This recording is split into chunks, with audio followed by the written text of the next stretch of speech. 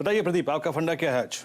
Unlocking हो रही है और उसका अगला दौर शुरू होगा, तो मेरी नजर होगी ऐसी कंपनी पे। आईएफबी इंडस्ट्रीज है वो स्टॉक जिस पर आपके लिए खरीदारी की राय बन रही है और 600 रुपए के टारगेट के साथ। लेकिन मैं आपको याद दिला दूं, ये आईएफबी इंडस्ट्रीज हमने आपको सुझाया था 350 रुपए पे जब पहली बार दुकानें खुलनी शुरू हुई थी, और उस वक्त 450 के टारगेट दिए थे जो आज हासिल हो चुके हैं, और अब रिवाइज करने का मौका है। 600 रुपए के अगले टारगेट के साथ आपको खरीदारी की राय दी जा रही है। लेकिन ध्यान रखिएगा, इसका जो 52 वीक हाई है वो 857 रुपए पर बैठता है।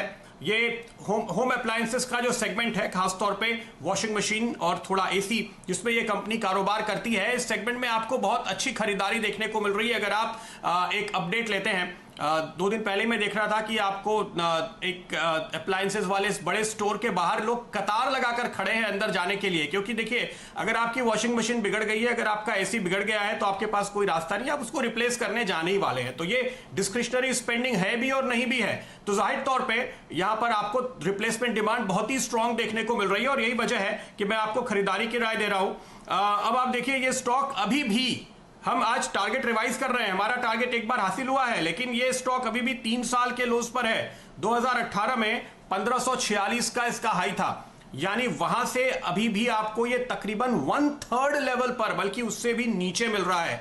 तो एक बहुत बड़ी डीप गिरावट आई है और यहां से रिकवरी अभी शुरू हुई है, इसलिए आपको अभी और कई बार टारगेट रिवाइज होते हुए नजर आए तो मुझे कोई सरप्राइज नहीं होगा। इसकी वजह क्या है? इसकी वजह यह है कि ये कंपनी की लीडरशिप पोजीशन है। आईएफबी का जो ब्रांड है, खासतौर पे फ्रंट लोडिंग मशीन में, वो बिल्कुल बेजोड़ है और इसके सामने आपको मुकाबला देखने को नहीं मिलता। इस वजह से इसने 14% का एनुअलाइज ग्रोथ दिखाया है लगातार। पिछले 3 सालों में भी ये ग्रोथ इसने मेंटेन रखी है। 14% की वॉल्यूम ग्रोथ का मतलब समझिए, जब आपका रियल जीडीपी ग्रोथ 5-6% का हो और कोई भी कंपनी 14% की ग्रोथ दिखाए, 3 गुना ज्यादा, तो आप उसकी ब्रांड इमेज, उसकी पकड़, उसकी डिमांड को साफ तौर पर समझ सकते हैं। और वही बात यहां देखने को मिली है, क्योंकि ये नंबर 1 ब्रांड है, एसी के कारोबार में है, किचन फिटिंग्स के कारोबार में है, एक और बिजनेस है इनका फाइन ब्लैंकिंग का, जो एक ऑटो इक्विपमेंट्स टूल्स का कारोबार आप कह सकते हैं। वहां पर भी ये इंडस्ट्री से ज्यादा तेजी के साथ ग्रो करते हैं। रिप्लेसमेंट मार्केट में अच्छी पकड़ है, इसलिए ओईएम्स पे टोटल डिपेंडेंस नहीं है, तो इस वजह से आपको यहां पर एक अच्छा परफॉर्मेंस देखने को मिलता है। तो ये सारे अलग अलग कंपोनेंट्स हैं। हालांकि जो सबसे अहम कारोबार है, जो सबसे बड़ी पकड़ है, वो वॉशिंग मशीन और खासतौर पे फ्रंट लोडिंग वॉशिंग मशीन की है। 2 बातें मैं यहां पर और हाईलाइट करना चाहूंगा। इस कंपनी की ग्रोथ रेट को आप देखिए, पिछले 5 साल में टर्नओवर डबल हुआ है, पिछले 4 साल में मुनाफा डबल हुआ है। डेट फ्री कंपनी है, इसलिए आपको बिल्कुल कोई चिंता की बात नहीं है। और एक बात जो बहुत ही अच्छी लगती है, जो हम लगातार इस सीजन के दौरान देख रहे हैं इन स्तरों पे, कि प्रोमोटर की होल्डिंग है 75%, यानी मैक्सिमम पॉसिबल जितना हो सकता है। एफआईआईज की होल्डिंग है 8.5% और म्यूचुअल फंड्स की 2.5%। तो बड़े खिलाड़ियों के हाथ में मोटे तौर पे ये स्टॉक है और प्रोमोटर्स मैक्सिमम पोजीशन लेकर बैठे हैं, और यहां से अभी कमाई के लिए बहुत लंबा रास्ता बाकी है। इसलिए 600 का रिवाइज टारगेट पर मेरा ख्याल है आपको यहां पर अभी भी और ऊपर के टारगेट्स खुलते हुए नजर आएंगे। कम से कम 800-850 के लेवल जो आप 52 वीक हाई के तौर पे देख रहे हैं, उनकी ओर जल्दी ये लौटेगा जैसे जैसे अनलॉक की ये थीम और मजबूत होगी। राहुल, आप इसके चार्ट पे नजर डालिए, चार्टिकली आपके टारगेट क्या बैठते हैं? जी हाँ, बिल्कुल। जो स्ट्रक्चर है काफी प्रॉमिसिंग है। आई थिंक लास्ट 2 सेशन में हमने अच्छे वॉल्यूम भी देखे हैं, तो मैं सरप्राइज नहीं होऊंगा कि यहाँ से हमें आने वाले कुछ सेशंस में अराउंड 15 to 20% का अपसाइड देखने मिले। ओवरऑल अगर लेवल की बात करें तो अराउंड 450 का एक साइकोलॉजिकल मार्क है, उसके ऊपर आई थिंक स्टॉक यहाँ से ब्रेकआउट देना चाहिए। इसमें एक असेंडिंग ट्रायंगल पैटर्न बना हुआ है, जो कि एक तेजी का पैटर्न है, बुलिश पैटर्न है, और 450 के ऊपर ब्रेकआउट में इसका जो पॉसिबल टारगेट है वो अराउंड 500 से लेके 530 तक आ रहा है। तो टेक्निकली अगर हम बात करें तो सेटअप बढ़िया है, वॉल्यूम्स प्रेजेंट है, पार्टिसिपेशन है, और साथ ही में ओवरऑल मार्केट का जो ओवरऑल ब्रेड्थ है मार्केट की पॉजिटिव है। आई थिंक ये स्टॉक्स अच्छे चलने चाहिए। तो ये कॉल आपके लिए आती हुई। दीवान साहब, आपकी क्या राय है इस स्टॉक पे? इसके ब्रांड पे तो बिल्कुल कोई शको शुबा हो ही नहीं सकता। नहीं, एब्सोल्युटली प्रदीप। इसमें जो आपने कहा, वॉशिंग मशीन के अलावा जो अभी इस कंपनी को सबसे बड़ा इम्पेटस मिल रहा है, मोमेंटम आ रहा है उनके प्रोडक्ट में, वो डिश वॉशर से है।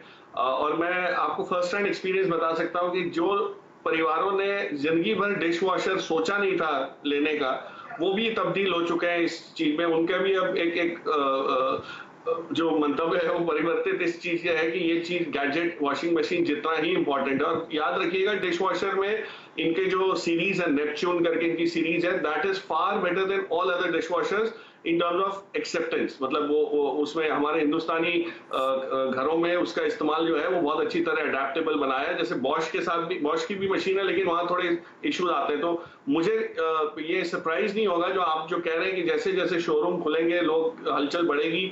सबसे पहली चीज ये है, लोग इसको टटोल के देखेंगे, डेमोज देखेंगे और लेकिन ये ऑनलाइन ऑर्डर वाली चीज नहीं है, इसलिए थोड़ा सा इसमें समय लग रहा है। बट एक ही चीज बोलना चाहूंगा, this for me it's a great stock to have, but ये बाय ऑन डिप्स वाला है मेरे लिए। उसका रीजन है कि ये थोड़ा सा एक्सपेंसिव इसलिए माना जा रहा है कि जो इसमें बढ़त आई है वो उसकी वजह से थोड़ा सा आपको पी मल्टीपल इसका आप देखेंगे तो थोड़ा सा एक्सपेंसिव लग रहा है। वो जैसे ही कोई गिरावट में आपको नीचे मिलता है, इसको एक्यूमुलेट करना है, अपनी नजर से हटाइए मत इसको, लेकिन बाय ऑन डिप्स की रणनीति रखिए। कंपनी में कोई कंप्लेंट नहीं है, कोई इसमें वो प्रॉमिस के, इसकी जो प्रॉमिस है उसमें कोई डाइल्यूशन की भी उम्मीद नहीं है। आयन डिप्स का काउंटर है आईएफबी इंडस्ट्रीज 6% ऊपर इस समय ट्रेड कर रहा है ऐसे बाजार में जहां पर आपको 250 पॉइंट की गिरावट देखने को मिल रही हो सेंसेक्स में। तो ये तो हुई पंड्या के फंडा की बात, लेकिन अब आगे बढ़ते हैं। और आशीष मुझे स्टूडियो में नजर आ रहे हैं, सुबह भी देखिए यहीं थे। और हम लोगों ने दीवान साहब एक नई सीरीज शुरू करी है, गुड बैड अगली। पहले भी हम नतीजे बताते थे, लेकिन नतीजे बताने का हमने अंदाज थोड़ा सा बदल लिया है। पहले हम कभी कभी ये बता देते थे ये अच्छा है, ये खराब है, ये ठीक है, ये ओके है, लेकिन अब हमने सोचा नहीं, इसको सेग्रीगेट कर दिया जाए ताकि सब लोगों को समझ में आए अच्छे वाले कौन से हैं, खराब वाले कौन से हैं, बहुत खराब वाले और कौन से हैं। तो आशीष हमारे साथ हैं, एक रिकैप देंगे। और अगर आपने ये सेगमेंट आज मिस किया है तो आशीष ये भी बताएंगे आपको कि आप लोगों ने क्या मिस किया है, क्योंकि बहुत सारे स्टॉक्स में जिसको अगली का खिताब दिया था उनमें लोअर सर्किट्स दरअसल लगे हुए हैं। आशीष ओवर टू यू, बताइए। अच्छा, तो आपने क्योंकि कमजोरों वाले नंबर्स से बात शुरू करी है तो उन्हीं से करते हैं। तो अगली रिजल्ट सुबह मेंशन कर रहे थे जिसमें रूपा इन कंपनी था, 6.5% का दबाव, आय 55% नीचे, मार्जिन 900 बेसिस पॉइंट्स का दबाव और घाटा करा। हेस्टर बायोसाइंसेज, इसने आय 15% गिरी थी, मार्जिन 1360 बेसिस पॉइंट्स गिरे थे। और ये स्टॉक भी देखिएगा आप 4-5% की कमजोरी के साथ। खराब बैड नंबर्स में हमने कोल इंडिया मेंशन करा था, ये दिग्गज स्टॉक 5% की कमजोरी के साथ ट्रेड कर रहा है क्योंकि मार्जिन 440 बेसिस पॉइंट्स गिरे, रियलाइजेशंस क्योंकि कमजोर थे। और दूसरा, बैलेंस शीट पे जो स्ट्रेस आया है, कैश रिड्यूस हुआ है और साथ साथ ट्रेड रिसीवेबल जो है वो आंकड़ा बहुत बड़ा। सन टीवी 6% गिरा क्योंकि एड रेवेन्यूज में 14% का डिक्लाइन था, इबीटा भी 17% गिर गया। बीएमएल वीक सेट थे, आय 22% गिरी, मार्जिन 500 बेसिस पॉइंट्स गिरे। ये स्टॉक भी 4% नीचे आपको इस समय ट्रेड करता हुआ नजर आएगा। रामकृष्ण फोर्जिंग 7% दबाव में है, हम बैड नंबर्स में आय 50% और इबीटा 60% गिरा था। अरविंद 6% कमजोरी के साथ ट्रेड कर रहा है। राइटर्स ऑफ हॉटपोर्ट दिखाएं वो ज्यादा बेहतर है, नंबर्स तो मैं बोल ही रहा हूं। अरविंद में आय 12% गिरी, इबीटा 14% गिरा था, लॉसेस क्लॉक करे थे और अदर इनकम और एक्सेप्शनल्स के चलते वो लॉसेस आए थे। साउथ इंडियन बैंक 5% के लोअर सर्किट पे लगा हुआ है, एलिवेटेड स्ट्रेस है बैलेंस शीट में, लोन ग्रोथ महज 2.8%। ये अरविंद आया। साउथ इंडियन बैंक दिखाइएगा लोअर सर्किट होगा 5% का और 144 करोड़ का घाटा हुआ था। एंड्योरेंस टेक्नोलॉजीज, ये देखिए south Indian bank, endurance technologies लाइए, 5% का दबाव, आय 16%, इबीटा 26% गिरा। अब अच्छे नंबर्स के साथ समाप्ति कर रहा हूं। हडको 20% का अपर सर्किट, सुबह हमने मेंशन करा था एसेट क्वालिटी में एक रिमार्केबल इंप्रूवमेंट है, कैसे आया वो नहीं पता लेकिन गजब का इंप्रूवमेंट था, स्ट्रीट उस पर वाकई फोकस कर रही है। अवंती फीड, हेमंत तो सुबह 2020 में भी लिया था, 12% का उछाल है, 21% आय बढ़ी, 33% इबीटा में उछाल है और वो भी डबल डिजिट गेन्स आपको अवंती फीड दिखा रहा होगा। इसका साथ साथ एपेक्स फ्रोजन, सिमिलर धंधा, ऑपरेशनली अच्छे नंबर्स थे, मार्जिन 70 बेसिस पॉइंट इंप्रूव हुए, उसका फायदा। खराब बाजार में ग्लेनमार्क हरे निशान में, ये स्टॉक ऑलरेडी वैसे बहुत चल चुका है लेकिन नंबर्स अच्छे थे इसीलिए स्टॉक इंप्रूवमेंट दिखाता हुआ।